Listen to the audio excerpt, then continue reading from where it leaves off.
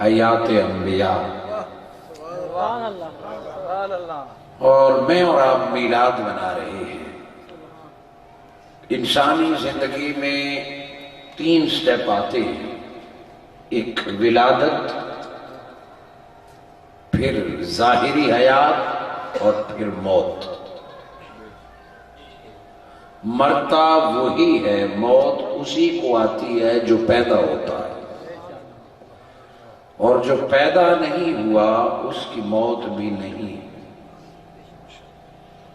حیات اور ممات کا فلسفہ سمجھنے کے لیے پہلے زندگی دینے والے رب کا کرم سمجھنا چاہیے۔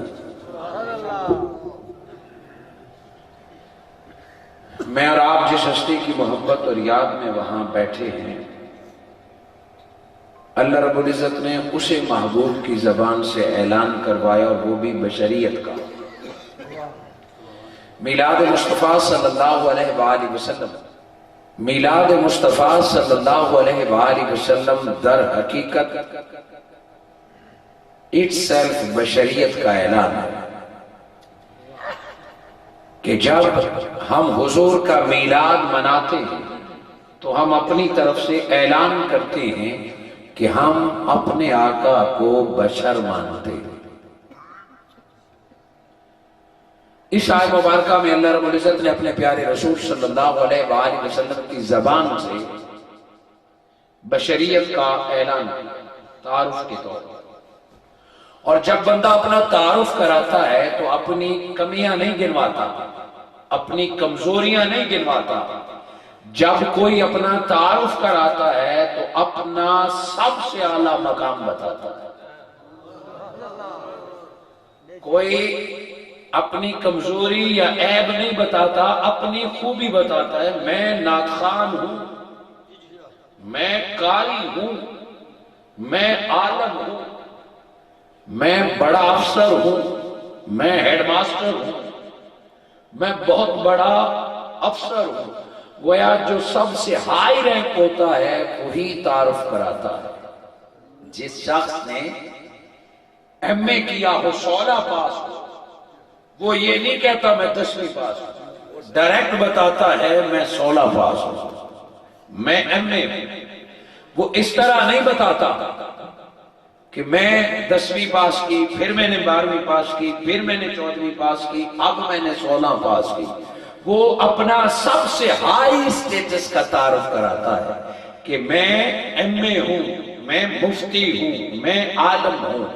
اس آیت مبارکہ میں اللہ نے حکم دیا، قل میرے مصطفیٰ الحم سے لے کے ناس تک تیرا تعارف رب نے فرمایا۔ کبھی فرمایا محمد الرسول اللہ، کبھی فرمایا خاتم النبیین، کبھی فرمایا یا ایھا المزمل، کبھی فرمایا مدثر، کبھی فرمایا یاسین، کبھی فرمایا طٰہٰ۔ رب نے تو تیرا ہر رنگ میں تعارف کرایا ہے۔ اپنی امت کے درمیان کھڑے ہو کے اپنا سب سے بڑا تعارف کرا دیجئے۔ مولا کیا بتا دوں؟ قل انما انا بشر مثلکم، کہ محمد کا سب سے بڑا تعارف یہ ہے کہ میں تمہاری طرح بشر ہوں۔ اتنی سی بات پہ دنیا جھگڑتی ہے۔ کوئی میرے آقا کی بشریت کا انکار کرتا ہے، اور کوئی بشریت کی آڑ میں حضور کی نورانیت کا انکار کرتا ہے۔ کہ نورانیت ہے، میرے آقا میں نور ہے، میرے آقا نبی اور رسول ہے، نبی ہے، رسول ہے، نورانیت ہے۔ مگر جو آقا کو پسند ہے، جو سب سے بڑا تعارف ہے، آقا فرماتے ہیں نور بھی ہوں، مگر نور بتانا اتنی فخر کی بات نہیں ہے۔ میں محمد اپنا بشر ہونا بتا رہا۔ یہ بات مشکل نہیں ہے۔ آج جو بات سمجھانے لگا وہ مشکل نہیں ہے، بس ذرا سی توجہ چاہیے۔ الحم سے لے کے ناس تک قرآن میں ہر جگہ پہ قل نہیں آیا، حالانکہ ہر آیت قول کریم مصطفیٰ ہے۔ ہر آیت قول مصطفیٰ ہے، قول مصطفیٰ ہے۔ کسی آیت کو ڈائریکٹ اللہ نے ہمیں نہیں سنایا یا جبرائیل کی زبان سے نہیں سنایا۔ قال جبرائیل قرآن نہیں ہے، قرآن قول مصطفیٰ ہے، قول مصطفیٰ ہے۔ اور قرآن نے خود کہا ہے کہ کلام اللہ کا ہے، الحمد سے لے کے ناس تک قول مصطفیٰ کا ہے۔ ہر آیت کے آغاز میں قل نہیں ہے، چند مقامات پر ہے۔ قل هو اللہ احد، قل اعوذ برب الناس، قل اعوذ برب الفلق، قل هو اللہ احد، قل ان کنتم تحبون اللہ، قل رب ارحمہما۔ اور اس آیت مبارکہ میں ہے قل، آپ فرما دیجئے کہ میں تمہاری طرح بشر ہوں۔ تو یاد رہے جہاں قل آئے وہاں خاص بات ہو، اور کون سی خاص بات؟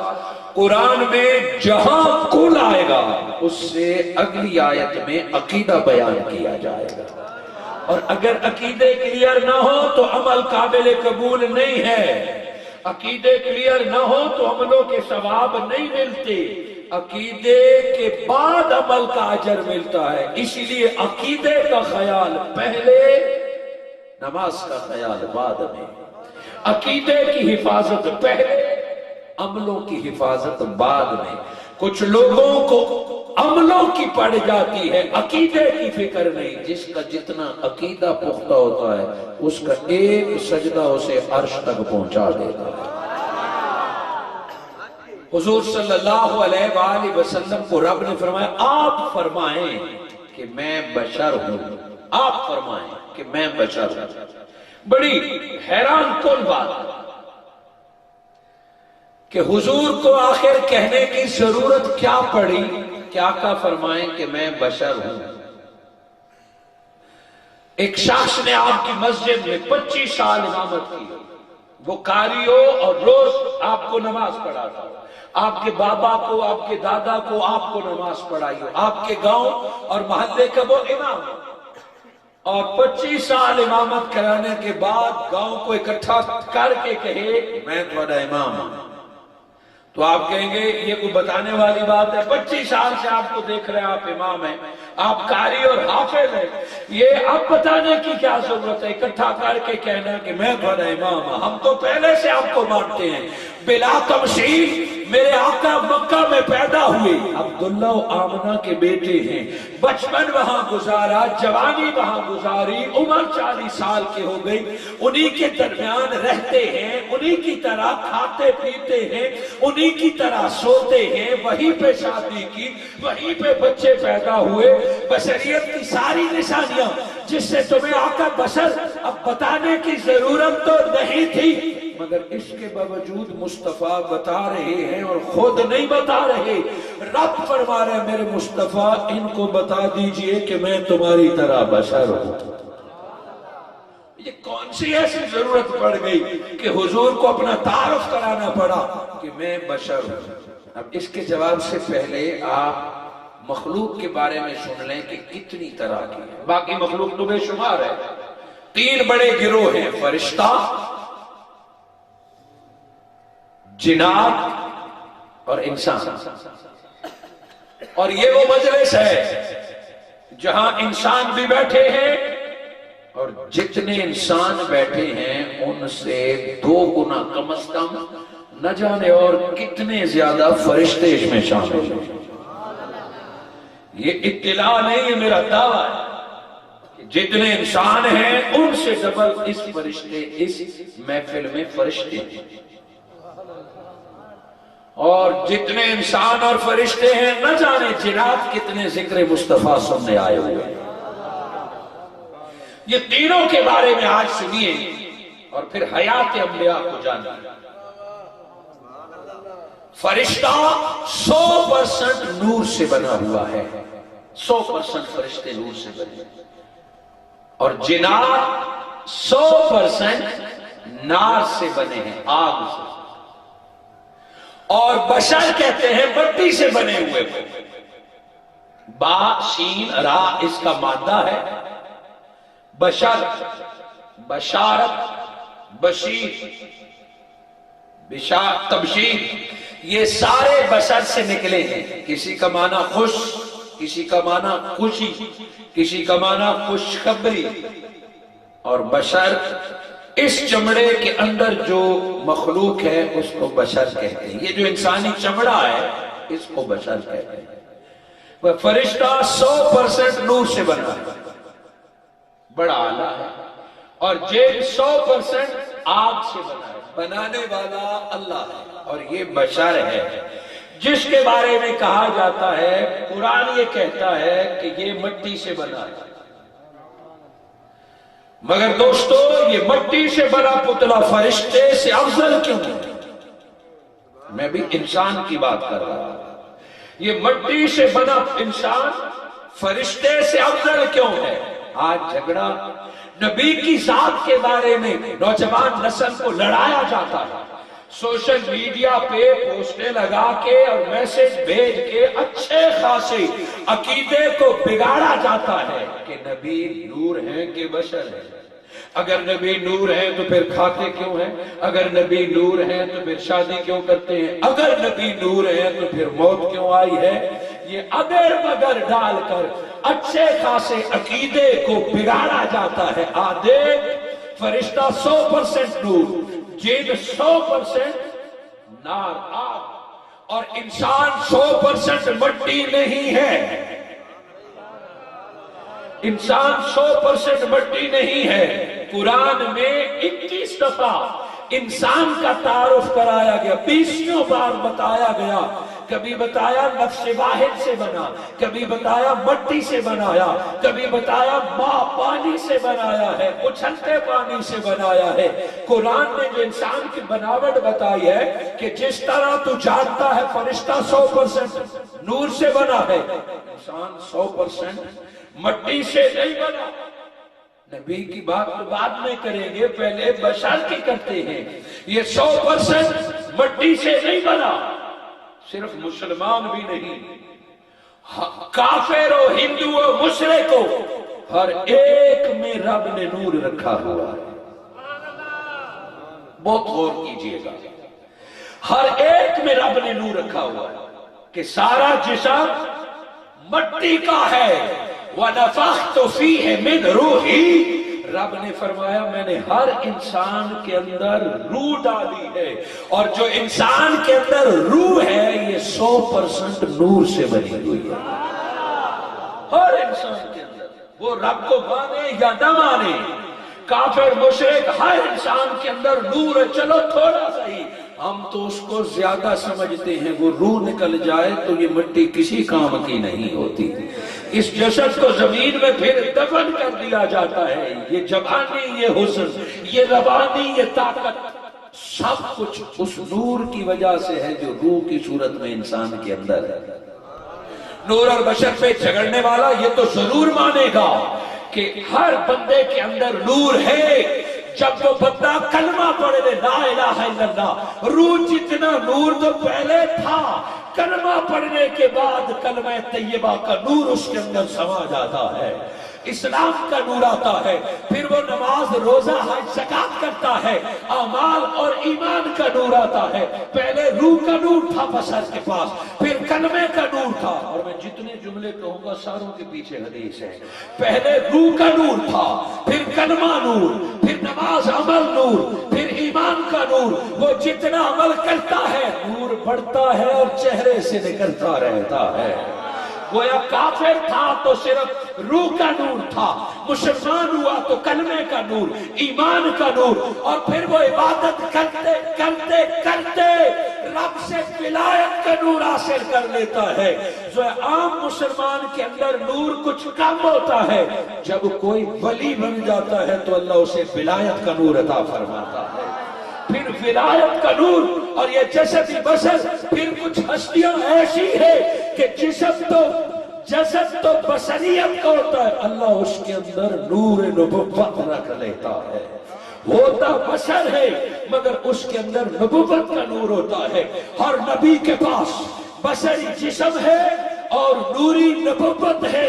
اور پھر سید الانبیاء محمد مصطفیٰ کا باقیوں کے پاس نبوت کا نور ہے، میرے مصطفیٰ تیرے پاس نبوت کی سرداری کا نور ہے، باقیوں کے پاس رسالت کا نور ہے، اور تیرے پاس ختم الرسل سید الرسل، رب نے سارا نور تیرے اندر رکھ دیا ہے۔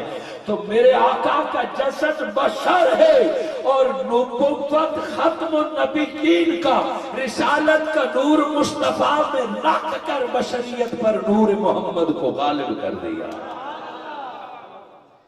اس کے باوجود حضور اعلان فرما رہے انما انا بشر مثلکم، کہ نور نبوت بھی مصطفیٰ کے پاس، نور ولایت بھی مصطفیٰ کے پاس، نور رسالت بھی مصطفیٰ کے پاس، اس کے باوجود آقا نے فرمایا میں تمہاری طرح بشر ہوں۔ اس جملے کو سن کر کئی نادان قرآن کی اس آیت کی آڑ میں حضور کی بشریت کے چرچے کرتے ہیں۔ بشر ہونا کوئی کمی نہیں ہے، بشر ہونا معاذ اللہ کوئی گالی نہیں ہے، بشر وہ ہستی ہے کہ جو نور فرشتے کے پاس ہے وہ بھی انسان کے پاس ہے، اور جو آگ جن کے پاس ہے جناب وہ بھی انسان کے اندر ہے۔ یہ جو تیرا دل دھڑک رہا ہے، یہ جو تیری نبض چل رہی ہے، وہ ٹمپریچر چیک کرنے والا آلہ پتہ ہے کیا بتاتا ہے؟ وہ آلہ جو بخار چیک کرتا ہے وہ یہی بتاتا ہے کہ اس وقت انسان کے اندر کتنی آگ ہے، یعنی حرارت ہے، کتنی ہیٹ ہے۔ حد سے آگ بڑھ جائے تو بخار ہوتا ہے، حد سے وہ آگ اور حرارت کم ہو جائے پھر بھی انسان بیمار ہوتا ہے۔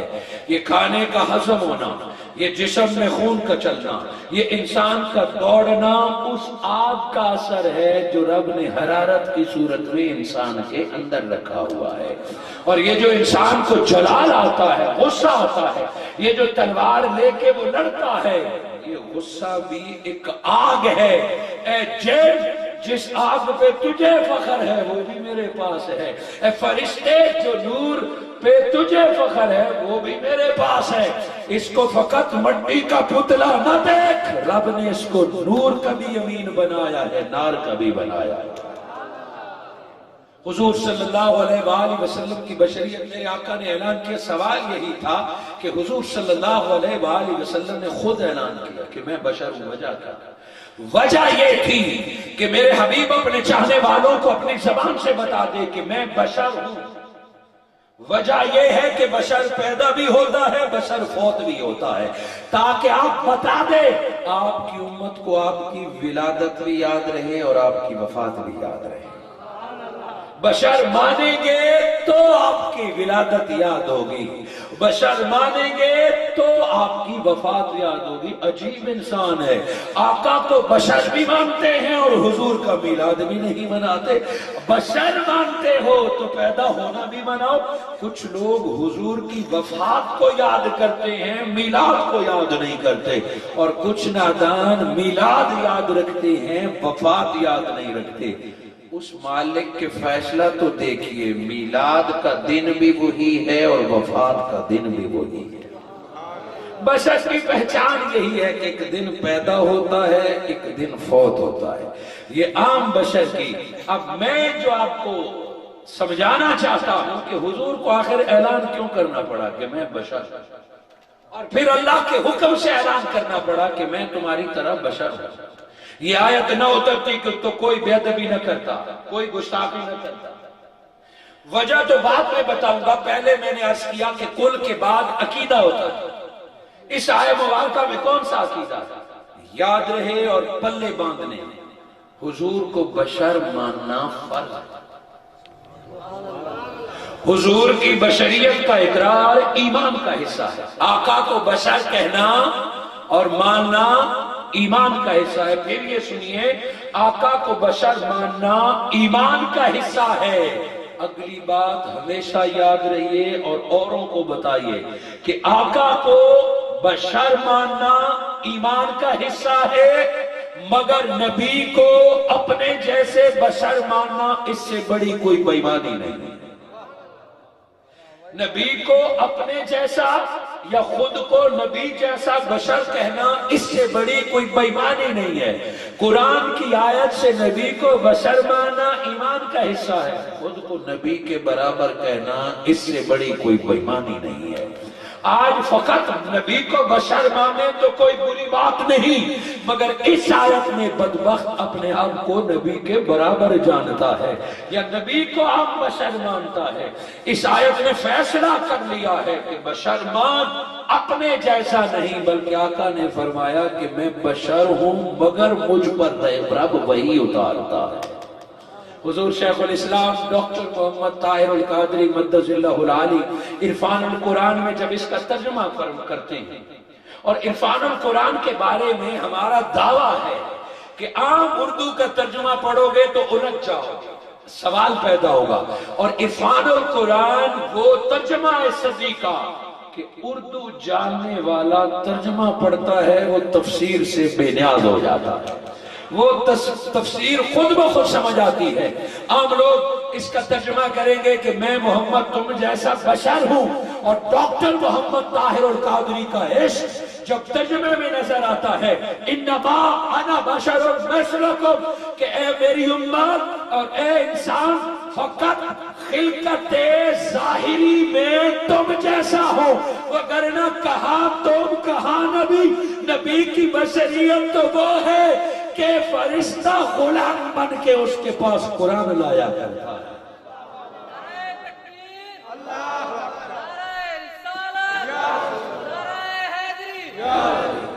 گویا بشر، ہر بشر پہ تو قرآن نہیں اترتا۔ اگر سارے بشر برابر ہیں تو جبرائیل ہر بشر کے پاس آتا، جبرائیل ہر بشر کے پاس نہیں آتا، اور نہ ہی ہر بشر کی جرت ہے کہ وہ فرشتے سے مل سکے، وہ قرآن لے سکے۔ قرآن کے لیے بشر میں رب نے ایک ہی سینہ بنایا، الم نشرح لک صدرک، مصطفیٰ سا سینہ ہوا تو اس پر قرآن نازل کیا جاتا ہے۔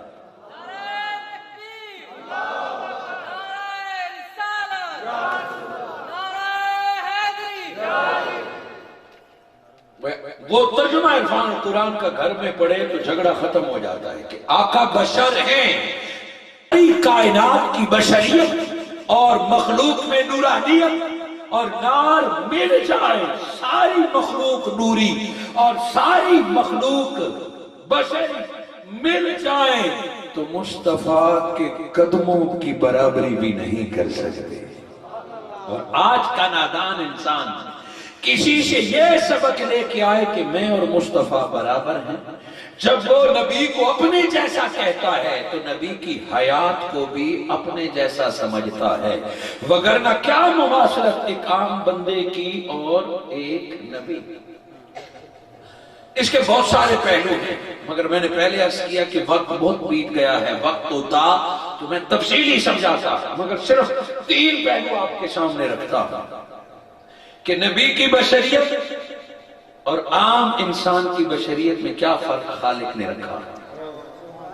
ہم ایک ولادت کا ذکر کریں گے، پھر موت کا ذکر کریں گے، اور بات ختم۔ جو بشر ہے وہ پیدا ہوگا، جو خالق ہے لم یلد ولم یولد۔ جو بشر ہے وہ پیدا ہوگا، میرے آقا بشر ہیں وہ پیدا ہوگا، آپ میں ہمارے آباء و اجداد بھی پیدا ہوئے۔ آج ہم آقا کے میلاد پر لاکھوں کا خرچ کرتے ہیں اور حضور کے میلاد پر جشن مناتے ہیں۔ حاضرین مکرم، بچہ بھی پیدا ہو اور میرے آقا بھی پیدا ہو، اصول ہے اور میڈیکل اس بات پہ متفق ہے کہ ہر پیدا ہونے والا روتا ہے۔ دنیا میں جو بھی بچہ پیدا ہو، گھر میں ہو یا ہاسپٹل میں، پاکستان میں ہو یا امریکہ میں، یہ ایک یونیورسل ٹروتھ ہے کہ پیدا ہوتے ہی بچہ روتا ہے، اور جو بچہ جتنے زیادہ زور سے روئے یہ دلیل ہے کہ وہ اتنا زیادہ صحت مند ہے۔ میڈیکل اس بات پہ متفق ہے کہ جو بچہ روئے نا وہ بیمار ہے، یا اس کے منہ میں کوئی گند ہے، یا اس کے منہ پر کوئی پردہ ہے یا اس کا گلا بند ہے، وہ ایب نارمل ہے، وہ بیمار ہے، وہ کسی مشکل میں ہے۔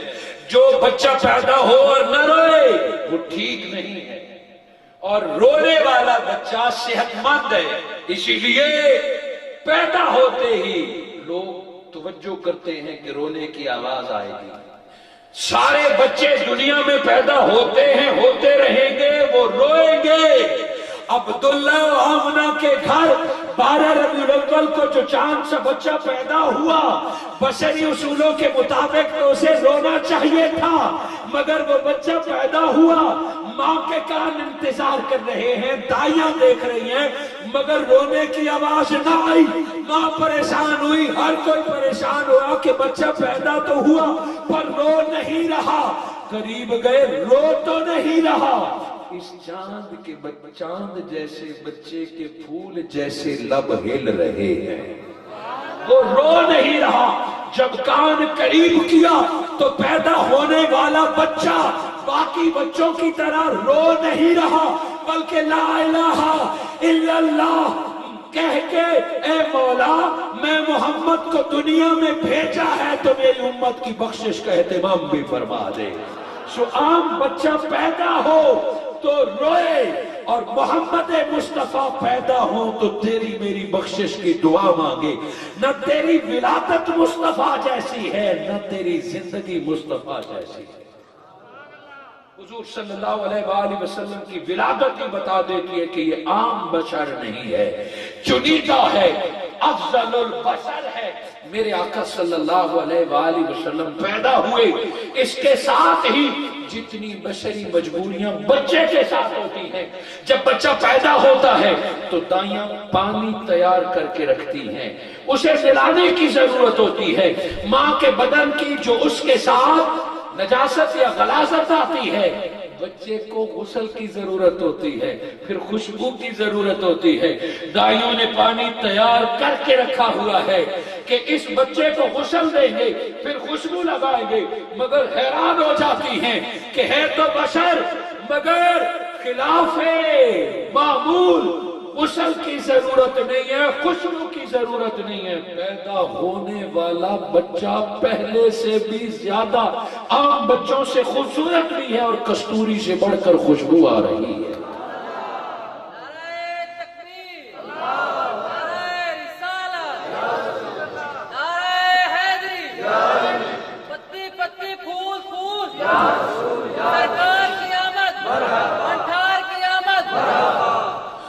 خوشبو بھی آ رہی ہے، خوشبو لگانے کی ضرورت نہیں، اور دائیاں سرما لے کے ہاتھ میں رہ گئی کہ کاجل بھی پہلے سے لگا ہوا ہے، بالوں کو کنگھی بھی پہلے سے ہوئی ہے۔ اور دوسری عام بات جس کی میڈیکل سائنس کبھی رد نہیں کر سکتی، بچہ ماں کے پیٹ میں ہو تو وہ منہ سے نہیں کھاتا، وہ ماں کی ایک آنکھ بیٹے یا بیٹی کے ناف سے جڑی ہوئی ہوتی ہے۔ بچہ پیدا ہو تو پیدا ہونے کے بعد ناف کاٹی جاتی ہے، وہ میڈیکل گھر میں ہو، دائی کے پاس ہو یا ہاسپٹل میں ہو، وہ ماں کے ساتھ جڑا ہوا ہوتا ہے، ناف کے ساتھ، اس کو کاٹنا پڑتا ہے کہ آج کے بعد خوراک ناف سے نہیں تم منہ سے کھاؤ گے۔ اور جب میرے آقا دنیا میں تشریف لائے تو دائیاں بلیڈ، چھری یا کینچی تیار کر کے کہ ناف کاٹیں گے، مگر حیران ہوئے کہ ناف پہلے سے کٹی ہوئی ہے، بچہ بھی صحت مند ہے، ناف کٹی ہوئی ہے۔ کیوں؟ چونکہ ناف سے بچے پلتے ہیں، اور یہ وہ بچہ ہے جسے ماں نہیں پال رہی تھی، جس دن سے یہ ماں کے بدن میں آیا ہے یہ ماں کو پال رہا تھا۔ ناف مریدہ پیدا ہوئے، ناف کٹی ہوئی۔ چلو پیدا ہوتے وقت جھٹکے لگے ہوں گے، ناف خود کٹ گئی ہوگی، کبھی کبھار ہو جاتا ہے، ناف کٹ گئی ہوگی، ہاتھ لگ گیا ہوگا، دائی کا ہاتھ لگ گیا ہوگا، ناف کٹ گئی ہوگی، کچھ عقل مانتا ہے، مگر اگلی بات دیکھ کے فیصلہ ماننا پڑا، تسلیم کرنا پڑا کہ عام بشر نہیں ہے۔ آج ختنہ، اور آپ اپنی زبان میں ختنے کو کیا کہتے ہیں؟ سنتے سنتے کہتے ہیں، سرائکی میں توہر بھی کہتے ہیں، سنتے بٹھانا کہتے ہیں، وہ ضروری ہے۔ اور حیران ہو گئے کہ ناف کٹی ہوئی ہے اور ختنہ بھی میرے مصطفیٰ کا پہلے سے ہوا ہے۔ وہ رب نے بتا دیا کوئی ضرورت نہیں میرے محبوب کو سجانے کی، رب نے مصطفیٰ کو سجا کے دنیا میں بھیجا ہے۔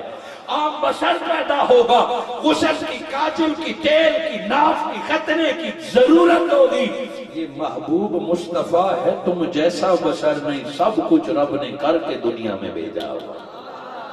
اور حضور کی آمد پر بہار، حضور کی آمد پہ ہر ماں کو بیٹا، حضور کی آمد پر تاروں کا قریب آنا، کا نہ ولادت تمہاری اور مصطفیٰ کی ایک جیسے ہے، نہ حیات تمہاری اور مصطفیٰ کی ایک جیسی ہے، تم ہدایت کے لیے ترستے رہتے ہو، مصطفیٰ کے پاس ہدایت قرآن اور جبرائیل کی صورت میں آیا کرتی ہے۔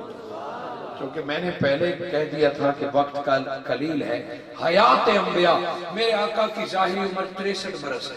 حاضرین مکرم، ہمارا عقیدہ سنیں کہ ہم حضور کی موت کا انکار نہیں کرتے، میرے آقا کے وصال کا انکار نہیں کرتے، چونکہ آقا بشر ہیں۔ حضور کی موت یا وصال کا انکار در حقیقت قرآن کا انکار ہے۔ اللہ رب العزت نے فرمایا اِنَّكَ مَيِّتٌ وَإِنَّهُمْ مَيِّتُونَ، میرے مصطفیٰ آپ کے لیے بھی موت ہے اور ان لوگوں کے لیے بھی موت ہے۔ جس طرح حضور کی بشریت تمہاری بشریت سے جدا اور افضل ہے، حضور کی ولادت تمہارے بچوں جیسے نہیں، اسی طرح میرے آقا کا وصال بھی عام بشر کے وصال کی طرح نہیں ہے۔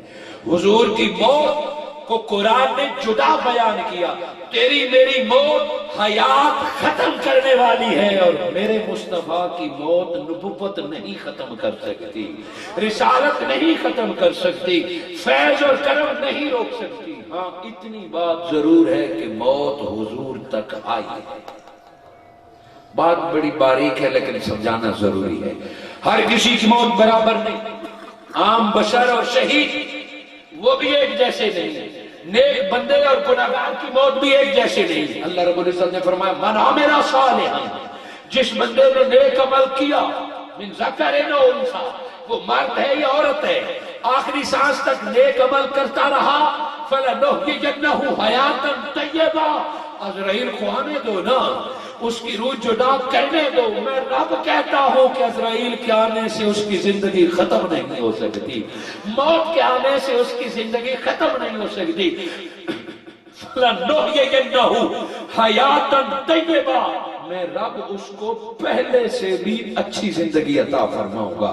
شہید کی زندگی بھی نیک بندے سے زیادہ اچھی ہوتی ہے، اور نبی تو وہ ذات ہے جس کی وجہ سے شہید کو حیات ملتی ہے۔ قرآن مجید فرقان حمید نے انبیاء علیہ السلام کی موت کا ذکر کیا۔ آپ کی اور میری موت جب آتی ہے تو قرآن کہتا ہے اینما تکونوا یدرککم الموت، تم جہاں کہیں بھی ہوگے موت تمہیں دبوچ لے گی، یدرککم، تمہیں پکڑ لے گی، جیسے شاہین باز کوئی پرندے کو پکڑتا ہے، اس کو کہتے ہیں یدرککم الموت۔ تم جہاں ہوگے محل بنا لو اپنے لیے، اپنے آپ کو صندوقوں اور قلعوں میں بند کر لو، موت تمہیں دبوچ لے گی۔ عام بشر کو موت دبوچتی ہے، اور جب نبی کی بات ہوتی ہے تو قرآن یہ کہتا ہے اذ حضر یعقوب الموت، کہ موت یعقوب علیہ السلام کے پاس غلاموں کی طرح حاضر ہو گئی ہے۔ موت عام بندے کو مارنے آتی ہے، اور نبیوں کے پاس موت غلامی کرنے آتی ہے۔ حضرہ کا لفظ ہے کہ غلاموں کی طرح حاضر ہوتی ہے۔ یہ ایک قرآن کی آیت، اور قرآن کی دوسری آیت کہ موسیٰ علیہ السلام کے پاس موت آتی ہے۔ حدیث مبارکہ بھی آپ نے سنے، موت تو آنی ہے، موسیٰ علیہ السلام کے پاس موت آنی ہے۔ موسیٰ علیہ السلام نے پوچھا کہ کیسے آنا ہوا؟ موت کے فرشتے نے آکھا ہے جناب کو مارنا ہے، کچھا نیڑے آ، یہی کہا ہوگا کہ آپ کو مارنے آیا ہوں۔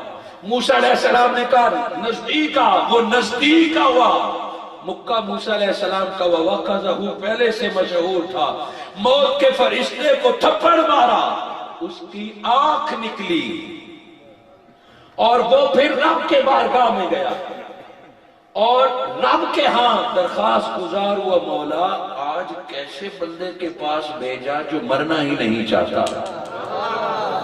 اب سبحان اللہ بعد میں کیجئے، پہلے سوچئے کہ چلو موت کے فرشتے کو نہیں پتا تھا کہ بندہ ڈاڑھا ہے، موت کے فرشتے کو نہیں پتا تھا، اللہ کو تو پتا تھا نا کہ اس کا کیا حال ہونے والا ہے، رب کو تو علم تھا، اللہ ہی بتا دیتا ذرا دھیان کے ساتھ، باقیوں کی طرح نہ جانا، اللہ نے بھی نہیں بتایا، ہاں اللہ نے بھی نہیں بتایا کہ خیال رکھنا اپنا، پتہ ہے کیوں؟ رب دکھانا چاہتا تھا کہ عام بشر موت سے ڈرتا ہے اور بشر میں کچھ ہستیاں ہیں جو موت کو بھی ڈرا سکتی ہیں، جو موت کو بھی ڈرا سکتی ہیں۔ اب موت کے فرشتے نے کہا، اے حیات انبیاء جاننے اور سننے والوں، اب موت کے فرشتے نے کو رب نے پھر کہا کہ دوبارہ جا، اس نے بھی کہا ہوگا مولا پھر وہیں جاؤں، اللہ نے آنکھ درست کی ہوگی، کہا دوبارہ جا، اب مرنے مرانے کا نام نہیں لینا، یہ مرنا مرانا تو عام بندوں کا ہوتا ہے، اعلیٰ بندے کا تو ملاقات ہوا کر دی ہے۔ کہ موسیٰ علیہ السلام سے اتنا کہنا کہ رب ملاقات کا مشتاق ہے، اللہ ملنا چاہتا ہے دوبارہ، اور سلام کے بعد کہا کہ اللہ یاد کر رہا ہے، ملنا چاہتا ہے، کہا ہوں ٹھیک ہے، کہا میں بھی انتظار کر رہا ہوں، جلدی کر مجھے میرے رب سے ملا دے۔ یہ تو موسیٰ علیہ السلام کی بات تھی، جیسے ہم نے کہا کہ یہ بات بہت بڑی ہے، ایک دفعہ زمین و آسمان ہل گئے، ایک دفعہ حضرت عمر فاروق بھی رو پڑے، مگر آقا پر بھی یہ گھڑی آئی، مگر پتہ ہے کیسے آئی؟ موسیٰ علیہ السلام کے پاس تو اجازت لے کے آیا، اور موسیٰ علیہ السلام نے اسے نبیوں کے پاس آنے کا ادب سکھا دیا ہے۔ جبرائیل علیہ السلام آقا کے پاس آئے، ربیع الاول کا مہینہ ہے، میرے آقا صلی اللہ علیہ وآلہ وسلم کے پاس جبرائیل علیہ السلام نے درخواست پیش کی، یا رسول اللہ ملک الموت آیا ہے مگر مدینہ شہر سے باہر بیٹھا ہے، دروازہ بھی نہیں، محلہ بھی نہیں، شہر سے باہر بیٹھا ہے، جب آپ کہیں گے اجازت لے کہ وہ آپ کے پاس حاضر ہو جائے۔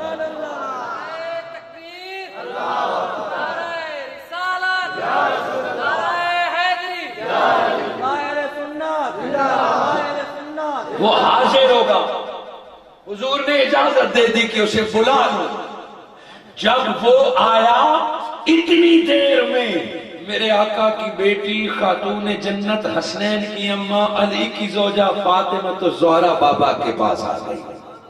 حضور صلی اللہ علیہ وآلہ وسلم نے بیٹی کو بلایا، وہ جو کان میں بات کی، وہ جو آخری باتیں کی، جب سیدہ طیبہ فاطمہ الزہرا بابا کے پاس آئیں تو حضور کے حجرے کا دروازہ کھٹکتا ہے، میرے آقا بیمار ہیں، بیٹی پاس ہے، حضور بیٹی کو باقی زندگی سمجھا رہے ہیں، دروازہ کھٹکتا ہے، بی بی پاک سیدہ فرماتے ہیں دروازے پہ جو بھی ہے واپس پلٹ جا، بابا اس وقت نہیں ملیں گے، پلٹا دیا، سائل چپ ہو گیا، پتہ نہیں کتنا وقت گزرا، دوسری دفعہ پھر دروازہ کھٹکتا ہے، بی بی پھر کہتی ہے سائل میرے بابا سے ملنے آنے والا نہیں ملنے دوں گی، میں بیٹھی ہوں واپس پلٹ جا، دو دفعہ پلٹا دیا، تیسری دفعہ مقررہ وقت پر پھر دروازہ کھٹکتا ہے، اس سے پہلے کہ بی بی فاطمہ پاک زہرا بولے،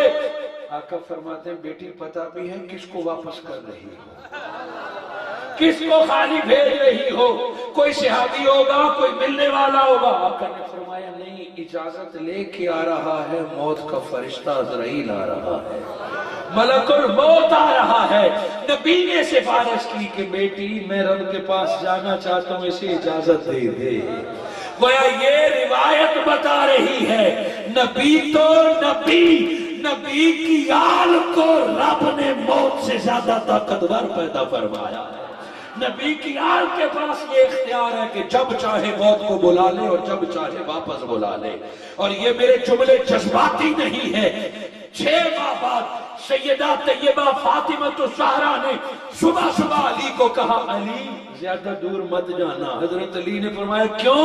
کہ آج میں نے اس دیش سے بابا کے دیش میں چلے جانا. نہ بیمار ہے زیادہ نہ کوئی اور تکلیف ہے اور کپڑے دھونے لگی.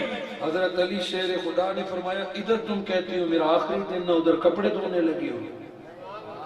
کہا علی مجھے پتا ہے لوگ حسن اور حسین کو پیار کریں گے کپڑے پہنائیں گے, میں ماں ہوں نا, آخری دن بھی اپنے ہاتھ سے دھو کے شہزادوں کو تیار کرنا چاہتی ہوں. اس کے بعد چکی پیسی, آٹا بنایا, گوندنے لگی. حضرت علی شیر خدا نے فرمایا آٹا کیوں گوند رہی ہو, چکی ادھر کہتی ہو میں نے جانا ہے. کہ پتہ نہیں بعد میں کیا کیا کھائیں. دونوں شہزادوں اور بیٹی کو آخری دن بھی اپنے ہاتھ سے کھلانا چاہتی ہوں. اپنے ہاتھ سے کھلایا, ان کو باہر بھیجا اور خادمہ کو بلا کے جنازے کی چارپائی تیار کی. اس طرح تیار کرو, نہیں اس طرح بھی نہیں, اس طرح تیار کرو, اس طرح بھی نہیں. وہ خادمہ کہتی ہے بی بی بتاؤ تو صحیح آپ کیسے چاہتی ہو؟ کہ بس جنازے کی چارپائی ایسے ہو کہ اندر پتہ نہ چلے کہ مرد ہے یا عورت ہے. اس نے کہا میں نے فلاں جگہ پہ دیکھا کہ اس طرح کھجور کے تنے چارپائی میں باندھتے ہیں, وہ کوہان سا بن جاتا ہے, وہ یوں گنبد سا بن جاتا ہے, اس پہ کپڑے ڈالتے ہیں. بنا کے دکھایا تو خوش ہوئی, کہا اس طرح ٹھیک ہے. غسل کیا, کپڑے پہنے, چارپائی پہ لیٹی, کلمہ پڑھا. علی غسل بھی کر لیا ہے, کفن بھی پہن لیا ہے, مجھے غسل کی ضرورت نہیں, کلمہ پڑھتے ہوئے اپنی مرضی سے دنیا سے رخصت ہو گئی. اور نبی موت کے سامنے مجبور ہو, حاشا للہ. میرے آقا صلی اللہ علیہ وآلہ وسلم کے پاس پھر اجازت سے آئے, روح جدا ہوئی. بہت باریک بات عرض کرنے لگا, میرا جی تھا کہ میں جلد ختم کروں آپ کے ماحول کو دیکھ کر, مگر بات اتنی اہم ہے کہ جی چاہتا ہے سمجھاؤں. جب عزرائیل نے روح جدا کی ہوگی, پتہ ہے روح جدا ہوتی ہے تو کہاں جاتی ہے؟ مومنوں کی روح کے لیے علیحدہ محلہ ہے عالم ارواح میں, اور گناہگاروں اور کافروں کے لیے علیحدہ محلہ ہے. مسلمانوں کے لیے بھی دو محلے ہیں, ایک علیین ہے اور ایک سجیین ہے. روح کو قبض کر کے اعلیٰ نیک روحوں کو اللہ کے حضور حاضر کیا جاتا ہے. پھر علیین اعلیٰ لوگوں کا محلہ ہے, وہاں روح کو چھوڑ دیا جاتا ہے. گناہگار اور خطاکار کو سجیین میں بند کر دیا جاتا ہے. جب میرے آقا کی روح کو جدا کیا, اب میرے آقا کی روح کو کہاں رکھیں گے؟ جسد زمین پہ ہے, اور آقا کی روح کو کہاں؟ اے فرشتے, کائنات کی سب سے اعلیٰ جگہ پر روح محمد کو رکھ دے. اعلیٰ جگہ کون سی ہے؟ عرش ہے. اعلیٰ علیین تو عام ارواح کی ہے, اعلیٰ جگہ عرش ہے. عرش سے تو بڑھ کر مسلمان کا قلب ہے, مومن کا قلب عرش ہے. کا عرش تو معراج کی رات مصطفیٰ کے قدم رکھنے کی جگہ ہے. روح جگنے کی کہا اے فرشتے روح لوٹا دے جو اعلیٰ جگہ ہے. جب تحقیقی پتہ چلا الم نشرح لک صدرک کہ سینے مصطفیٰ سے بڑھ کے اعلیٰ جگہ کسی نے کبھی بنائی ہی نہیں ہے, سو باقیوں کی روح کو رکھا علیین میں. روح نکال کے موت کا قانون پورا کیا, روح رکھ کے رب کا حکم پورا کیا کہ سب سے اعلیٰ جگہ پر روح لوٹا, دوبارہ لوٹا دی گئی. جس کو امام احمد رضا فرماتے ہیں آنی تو فقط آنی ہے, کہ وہ ایک لمحے کے لیے آئی تھی مگر آئی تھی. پھر میرے آقا صلی اللہ علیہ وآلہ وسلم قبر انور میں گئے. حیات انبیاء کی دلیل قرآن دیتا ہے کہ جب عورت کا شوہر مر جائے تو عدت کے بعد وہ نکاح کر سکتی ہے, مگر انبیاء کی جو زوجہ ہے وہ مائیں ہے, وہ مائیں ہے, اس سے کوئی نکاح نہیں کر سکتا. وہ جب تک رہے گی نبی کی زوجہ بن کے رہے گی. نبی کی زوجہ بن کی رہے گی، سگی ماں سگی ہوتی ہے اور نبی کی ماں سگی ماں سے بھی بڑھ کر ہے، اور زندہ بندے کی میراث تقسیم نہیں ہوتی۔ یہ کائنات کے مالک مصطفیٰ ہے، آقا کے چاہنے والے ٹکڑوں پہ نہیں لڑے، باغوں پہ نہیں لڑے۔ میرے آقا کی وراثت اہل بیت ہے جو ہم ساروں میں تقسیم ہو گئی ہے۔ علی کو تقسیم کر لینا، حسن و حسین کو تقسیم کر لینا، فاطمہ تمہاری ہے۔ میرے آقا صلی اللہ علیہ وآلہ وسلم کی حیات مبارکہ میں کائنات حضور کی ہے، آج بھی نبوت اور رسالت کائنات کی حال ہے۔ اور بندہ مرنے کے بعد دفن ہوتا ہے قبر میں، حضور کی بھی قبر ہے، مگر زندگی میں میرے آقا حیات انبیاء سمجھا گئے۔ ہر جگہ پہ ایک جگہ ایسی ہے جہاں موت داخل نہیں ہو سکتی۔ آپ کو پتا ہے وہ کون سی جگہ ہے؟ کسی کو پتا ہو تو بتا دو۔ ایک ایسی جگہ ہے جہاں موت جا ہی نہیں سکتی، کبھی داخل نہیں ہوگی۔ کسی کو پتا ہے تو سب کو بتا دے، نہیں پتا تو یاد رکھیں، جنت وہ جگہ ہے جہاں کبھی موت داخل نہیں ہو سکتی۔ فرشتے کو کبھی موت نہیں آئے گی۔ جناب کی عمر 5000 6000 سال زیادہ ہوتی ہے، وہ ایک دن اس نے بھی مرنا ہے۔ جنت میں جو داخل ہو گیا ہمیشہ خالدین فیہا ابدا، جنت میں موت نہیں آئے گی، نہ جنت میں بڑھاپا ہے، نہ جنت میں بیماری ہے، نہ جنت میں کوئی جسمانی کمزوری ہے۔ جنت میں صرف حسن ہے، جوانی ہے، زندگی ہے۔ جنت میں موت نہیں، یہ متفق کا عقیدہ ہے ہر مسلک کا۔ کسی سے پوچھیے، جنت میں موت نہیں۔ میرے آقا جہاں دفن ہے زندگی میں سمجھا گئے، صحابہ کو بیٹھ کے کہتے ہیں ما بینا بیتی و منبری، میں آپ سے پوچھوں کہ یہاں سے اس گیٹ تک کیا ہے؟ آپ کہیں گے زمین ہے، فرش ہے۔ میں کہوں آپ کے گھر سے سلم والی تک کیا ہے؟ آپ کہیں گے سڑک ہے۔ جو ہوگا وہی۔ میرے آقا نے فرمایا میرے روزے اور میری منبر درمیان کیا ہے؟ صحابہ کے ذہن میں آیا ہوگا کہ زمین ہے، مسجد ہے۔ میرے آقا نے فرمایا نہیں، درست کر لو اپنی معلومات، روضۃ من ریاض الجنہ، یہ جو درمیان والا ٹکڑا ہے فقط زمین نہیں ہے، یہ جنتوں کے باغ میں ایک باغ ہے۔ ابھی آقا کی قبر نہیں بنی، آقا نے اس ٹکڑے کو ریاض الجنہ کہا۔ ریاض الجنہ کا معنی جنت کا باغ، کہ زمین پر بھی جنت کا ایک باغ ہے۔ زمین پر جنت کا ایک باغ کیوں لگایا؟ لوگ دفن ہوں گے قبرستان میں، لوگ دفن ہوں گے زمینوں میں، لوگ دفن ہوں گے جنت البقیع میں۔ میرے مصطفیٰ آپ کی حیات کی دلیل کے طور پر جو ٹکڑا آپ کے لیے انتخاب کیا گیا ہے وہ جنت کا باغ ہے۔ جنت میں کبھی نہ موت آئی ہے نہ کبھی داخل ہو سکتی ہے۔ ایک عام مومن قبر میں جنت میں چلا جائے تو وہ مر نہیں سکتا۔ تم جنتوں میں جاؤ گے قیامت کے بعد۔ مصطفیٰ 12 ربیع الاول ہی کو جنت میں دفن کر دیے گئے۔ آقا تو جنت میں ہیں جنہوں نے جان نثاری کی۔ آ ابو بکر تو بھی ابھی جنت میں آ جا، آ عمر تو بھی ابھی جنت میں آ جا۔ دونوں کو میرے آقا نے اپنے ساتھ جنت میں سلا دیا ہے۔ حاضرین مکرم، میلاد مصطفیٰ صلی اللہ علیہ وآلہ وسلم حیات مصطفیٰ کی دلیل ہے، میلاد مصطفیٰ ختم نبوت کی دلیل ہے۔ بہت سارے پہلوؤں کو تشنا چھوڑے جا رہا ہوں، میں بھی سمجھتا ہوں کہ ابھی موت کی تشریح کرنی تھی، حیات کی تشریح کرنی تھی۔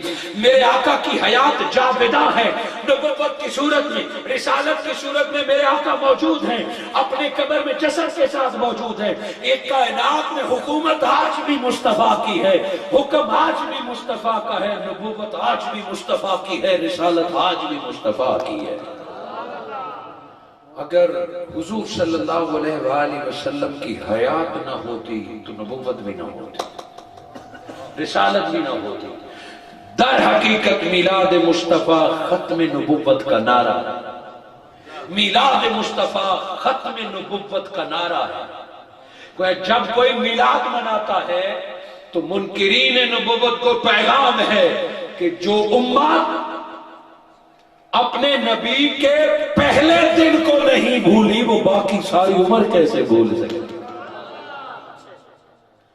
کچھ اتنے گفتگو کرنے کے بعد کچھ چہرے ابھی بھی خاموش ہیں. آخری روایت سے بات ختم کروں گا. وہ جو بالکل خاموش ہیں اب ان کے لیے ہے کہ میرے آقا کیسے مر سکتے ہیں, کیسے ختم ہو سکتے ہیں.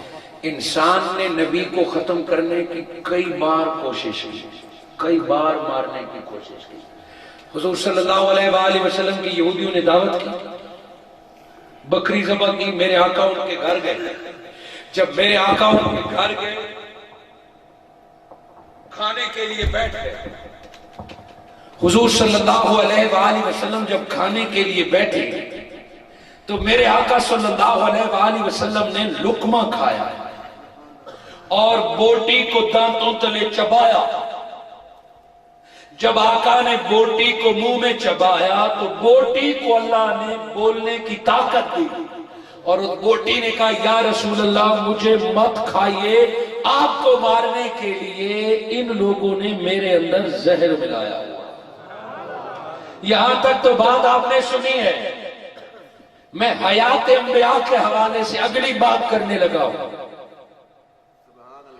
اللہ رب العزت چاہتا تو پہلے سے روک لیتا, میرے مصطفیٰ نہ جائیے. آج آپ کو یہ مارنے کا ارادہ رکھتے ہیں, اللہ نے نہیں روکا.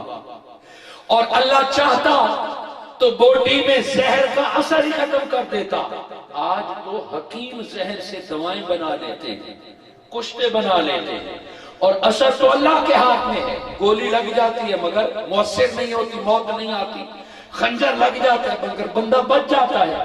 وہ جو زہر بوٹی میں تھا اللہ چاہتا تو اس کا اثر ختم کر دیتا. اللہ نے نبی کو کھانے سے نہیں روکا, بوٹی میں زہر کا اثر ختم نہیں کیا, بلکہ بوٹی کو بولنے کی طاقت دی. پتہ ہے کیوں؟ کہ اگر میرے آقا ان کے گھر نہ جاتے تو کہتے آج آیا نہیں, آیا ہو گیا تو وہ کیا ہو گیا. کہ کہیں ان کے دل میں حسرت یہ نہ ہو کہ آیا نہیں, اور بوٹی میرے آقا کھا لیتے اور زہر اثر نہ کرتی. پتہ ہے کیا کہتے, آج کل تو زہر بھی اصلی نہیں, زہر نکلی ہے, بالکل اصل ہی نہیں. گویا پھر دکاندار کو گلا ہوتا. میرے آقا رب نے فرمایا تم اپنی ساری کوششیں کر لو, مصطفیٰ آئیں گے, بوٹی بھی چبائیں گے, مگر موت نہیں آئے گی. کیوں؟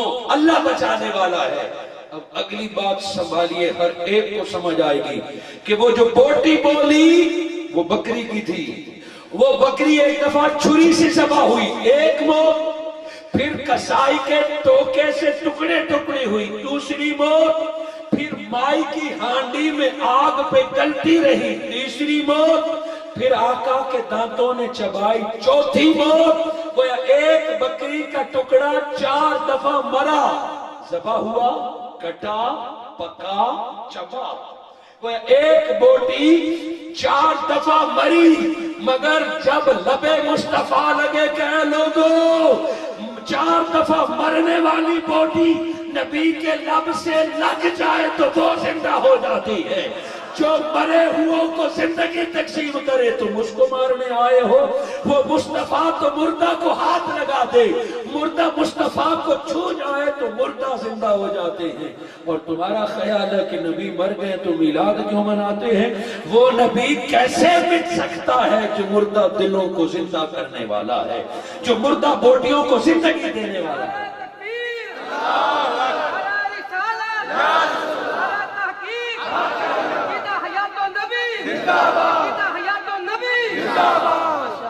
بس ختم نبوت یہی ہے کہ حضور زندہ ہے. جو حضور کی زندگی کے قائل نہیں وہ ختم نبوت کے قائل نہیں ہے. ہم بھی کہتے ہیں کہ آقا اپنے قبر انور میں ہے, جیسے رب چاہتا ہے ویسے میرے آقا تصور فرماتے ہیں. ہمارے پاس آقا کا دیا ہوا قرآن ہے, ہمارے پاس آقا کا دیا ہوا ایمان ہے, ہمارے پاس آقا کی اولاد ہے. آج رات بھر میلاد منانے والا اگر مصطفیٰ کی زندگی کا قائل ہے, رات بھر جلسہ کرنے والا اگر مصطفیٰ کی زندگی کا قائل ہے تو وہ اٹھ کے فجر کی نماز پڑھے گا۔ رات بھر جلسہ کرتے رہو اور حیات انبیاء کے نعرے لگاتے رہو، میلاد مصطفیٰ کے نعرے لگاتے رہو، اور کل کے دن کی نمازیں قضا ہو جائیں، جلوس 10,000 کا ہو اور گاؤں کی مسجد میں نمازی 4 نہ ہو، گھر پہ چراغاں لگا ہوا ہو، سارا گاؤں چراغاں سے جگمگ کر رہا ہو، اور گاؤں کی مسجد کا 2,000 بل ہو اور امام 50 دفعہ اعلان کرے، 50 دفعہ اعلان کرے کہ اللہ کے گھر کا بل آیا ہوا ہے، چندہ جمع کرو، چندہ جمع کرو۔ چراغاں پر تو نے 20,000 لگا دیا، جھنڈیاں تو نے سجا لی، اور میلاد کے لنگر پر تو نے 50,000 لگا لیا۔ تیرے محلے کی مسجد مقروض ہے، کبھی بل کی، کبھی صفوں کی، کبھی ٹوپیوں کی۔ یہ کیسا تعلق ہے، یہ کیسا ایمان ہے؟ میلاد کا مہینہ تو سال بعد آتا ہے، مسجد تمہیں روز پکارتی ہے، آذان تمہیں روز پکارتی ہے۔ اگر حضور کو زندہ مانتے ہو تو مسجدیں آباد کرو، اگر میرے آقا کی حیات کے قائل ہو تو روز قرآن پڑھو، رب بھی سنتا ہے، مصطفیٰ بھی سنتا ہے۔ آئیے منہاج القرآن ایسے میلاد منانے کے قائل ہے کہ سال بھر آقا کے دین کی خدمت کرتے رہو، سال بھر سچ بولتے رہو، سال بھر ظالم کو ظالم کہتے رہو، ایسا نہیں کہ سال بھر دین سے دور رہو اور ماہ ربیع الاول میں تم سنی بھی بن جاؤ، عاشق بھی بن جاؤ، اور ختم نبوت عقیدہ کے سپہ سالار بھی بن جاؤ۔ حاضرین مکرم، آج نبی کے دشمن ہم ڈھونڈ رہے ہیں کہ کوئی نبی کا دشمن ملے میں اس کی گردن کاٹ دوں۔ منہاج القرآن کہتا ہے دشمن نہ ڈھونڈ، آقا کے غلاموں کو سینے سے لگا لیں۔ آج درود پڑھنے والوں کو ہم اپنی مسجد میں نہیں چھوڑتے، آج نعت پڑھنے والے ہماری طرح، آج آقا کے میلاد منانے والوں کے جلسے ہمیں نہیں بھاتے۔ ان کا جلسہ ہے تو میں نہیں جاؤں گا، میرا جلسہ ہے تو وہ نہیں جائیں گے، وہ جلسہ کرنا ہے نہ جانا، وہ سنی نہیں، ان کا یہ ہے وہ ہے۔ آقا کے غلام آپس میں لڑ رہے ہیں، مگر حضور کے دشمنوں کی تلاش ہے کہ کوئی گستاخ ملے تو میں گردن کاٹ کے غازی بن جاؤں۔ ارے گستاخ کو باغ میں ڈھونڈ، پہلے اپنے تکبر کو ذبح کر، پہلے اپنے غرور کو ذبح کر۔ دین کے نام پر، جماعتوں کے نام پر، جھنڈوں کے نام پر، اپنے پیروں کے نام پر ہم غرور اور تکبر میں مبتلا ہیں، ہم ایک دوسرے سے دور ہیں۔ جب تک یہ جماعتیں رنگوں کے نام پر، جھنڈوں کے نام پر، اپنے آستانوں کے نام پر ایک دوسرے سے دور رہیں گے، کبھی کوئی گستاخی کرے گا، کبھی کوئی خاکے بنائے گا، کبھی کوئی ملک کا صدر اور وزیر اعظم کے خلاف بولے گا، اسے پتا ہے کہ یہ نعرے تو بڑے لگاتے ہیں مگر اکٹھے نہیں ہو سکتے، انہیں اکٹھے بیٹھنا نہیں آتا۔ جس دن آقا کے غلام اکٹھے ہو گئے، زمین پر کسی کو بے ادبی کرنے کی جرت نہیں ہوگی، زمین پر کسی کو گستاخی کرنے کی جرت نہیں ہوگی۔ منہاج القرآن اور ڈاکٹر محمد طاہر القادری کا پیغام ہے کہ میلاد اپنے انداز سے مناؤ، جلسے توحید کے کرو، جلسے آخرت کے کرو، مدرسے بناؤ، جہاں سے مرضی بیعت ہو جاؤ، مگر جب نام محمد آئے اپنے سارے اختلافات چھوڑ کر ایک نام محمد پہ اکٹھے ہو جاؤ۔ اسی کو انقلاب کہتے ہیں، اسی کو نظام مصطفیٰ کہتے ہیں، اسی کو عشق کہتے ہیں، اسی کو ختم نبوت کہتے ہیں۔ دعا گو ہوں کہ اللہ رب العزت مجھے اور آپ کو نام محمد پر دنیا میں اکٹھے ہونے کی توفیق عطا فرمائے۔ جن ساتھیوں نے بھی آج کے اس خوبصورت پروگرام کا اہتمام کیا ہے، اللہ رب العزت ان کو بے پناہ برکتیں عطا فرمائے، اور سال بھر اس میلاد کا پورے علاقے کو اللہ اثرات عطا فرمائے۔ جزاکم۔